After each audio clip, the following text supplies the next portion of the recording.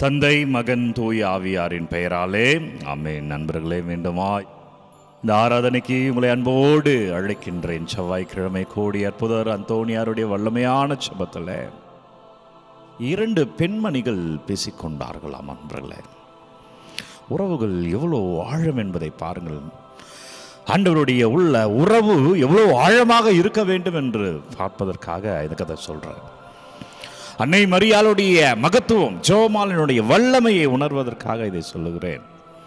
ஒரு பெண் மற்றொரு பெண்ணிடம் கேட்டாராம், உன் மகளுக்கு திருமணம் ஆயிடுச்சே, உன் மகளை எப்படி பார்த்து கொள்கிறார்கள் மாமியார் வீட்டில், அவர் கணவர் எப்படி பார்த்துக்கிறாங்க அப்படின்னு கேள்வி கேட்கிறார். அப்பொழுது ஒரு பதில் சொல்லுகிறார், என் மகளை ரொம்ப நல்லா பார்த்துக்கிறாங்க. காலையில் அவரே டீ போட்டு என் மகளுக்கு கொடுக்குறாராம். அவங்க வீட்டில் உள்ளவர்களாம் நல்லா பேசிட்டு இருக்கிறாங்களாம். அவள் எங்கு சென்றாலும் அவரே அழைத்து செல்கிறாராம்.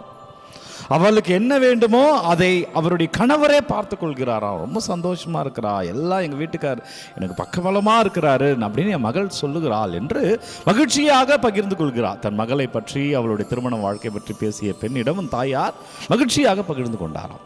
அடுத்தது கேள்வி கேட்குறாங்க, அப்புறம் உன் பையனுக்கும் கல்யாணம் ஆச்சு இல்லை, உன் பையன் எப்படி இருக்கிறான் அப்படின்னு கேட்குற பொழுது அவர் தன்னை மறந்து பேசுகிறாராம். எங்கே அவன் எப்போ பார்த்தாலும் பொண்டாட்டி பொண்டாட்டி என்று சென்று விடுகிறான், அவ கூடயே தான் இருக்கிறான், டீயெல்லாம் போட்டு கொடுத்துட்ருக்கிறான், என்ன மயக்கம் வைத்தாலோ என்ன மந்திரம் வைத்தாலோ தெரியல, அவகிட்டே தான் இருக்கிறான், அதனாலேயே அவன் வளர்ச்சி கெட்டு போய்விடுமோ என்ற பயம் இருக்கிறது, ஏன் இப்படி இருக்கிறான், இவன் எப்போ மாறுவான் என்று புலம்பி கொட்டினாலாம்.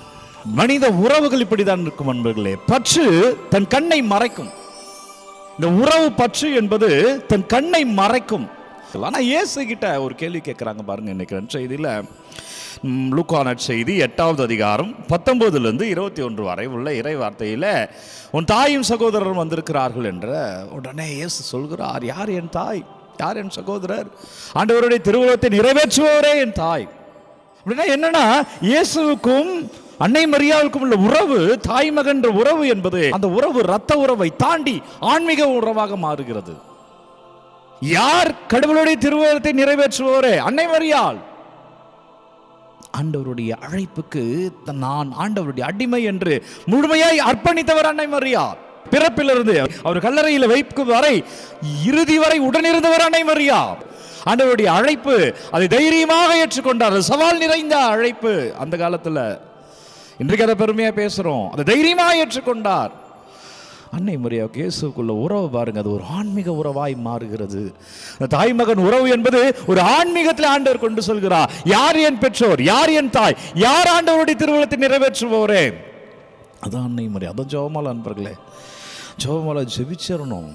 இன்றைக்கு நற்செய்தி மூலமாய் வருகிற வெளிப்பாடு என்னவென்றால், ஜெபமாலை ஜெபிக்கிற வேண்டும். கேப்ரியல் என்ற தீய ஆவிகளை ஓட்டுகிற தந்தை சொல்லுகிறார், இந்த பேய்களை அவர் ஓட்டுகிற பொழுது நற்கரணைக்கு அடுத்தபடியாக பேய்கள் எதை பார்த்து பயப்படுகிறது என்றால் ஜெபமாலை பார்த்து பயப்படுதுன்னு சொல்றார்.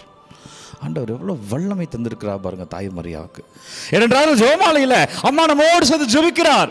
அப்ப நீங்க ஜெபமாலை ஜெபிக்கிற பொழுது உங்க வீட்டில் உள்ள தீய ஆவிகள் ஓடும், உங்க வீட்டில் உள்ள பேய் பிசாசுகள் உங்களை விட்டு ஓடும்.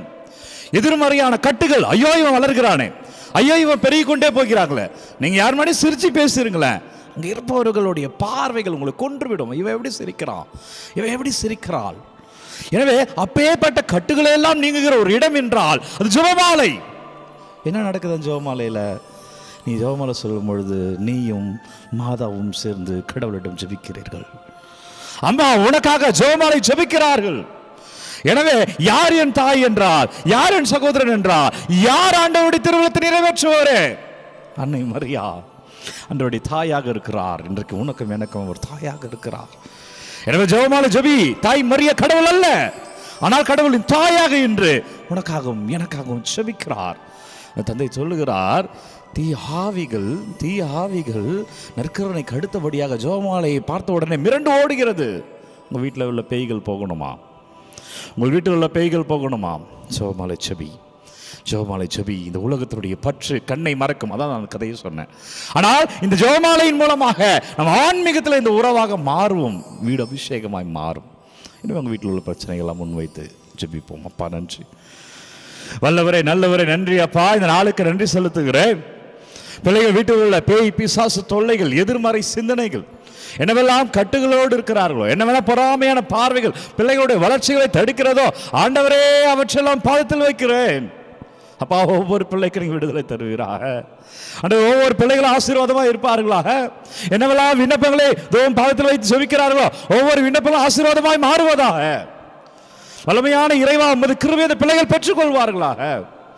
எதுவெல்லாம் மாற வேண்டும் என்று ஜெபிக்கிறார்களோ, யாரெல்லாம் ஜெபமாலை கையில் தாய்மரியாவோடு ஜெபிக்கிறார்களோ, ஆண்டவரே உமது கிருபையை, நற்கருணை ஆசீர்வாதத்தை பிள்ளைகள் பெற்றுக்கொள்வார்களாக. வல்லமையான இறைவன் உங்களை தொடுவாராக. அபிஷேகமாய் ஆசீர்வாதமாய் இருப்பீர்களாக. எல்லாம் அல்ல இறைவன் இந்த செவ்வாய்க்கிழமை கோடியற்பது அந்தோணியார் ஜெபத்தில் தலைவணங்கி இந்த இறுதி ஆசீர்வாதத்தை பெற்றுக்கொள்வோம். தந்தை, மகன், தூய ஆவியார் நம்மை நிறைவாக ஆசீர்வதிப்பாராக. வீட்டில் உள்ள தீவினைகள் மாறி அபிஷேகமும் ஆசீர்வாதமும் நிறைந்திருக்கும் மகனே, மகளே, இந்த நாளும் இனிய நாளே. எனவே அன்பர்களே, ஒவ்வொரு நாளும் இடையே காலை 3 மணிக்கு இந்த ஆராதனை வழங்கி கொண்டிருக்கிற யாருக்கு தேவை நினைக்கிறீர்களோ அவர்களோடு பகிர்ந்து கொள்ளுங்கள். அதே போல் உங்கள் விண்ணப்பங்களை நீங்கள் கமெண்ட்டில் அனுப்புங்க. ஒவ்வொரு நாளும் உங்களுடைய தேவைகளுக்காக நான் ஜெபிக்கிறேன். God bless you. Take care. Have a nice day.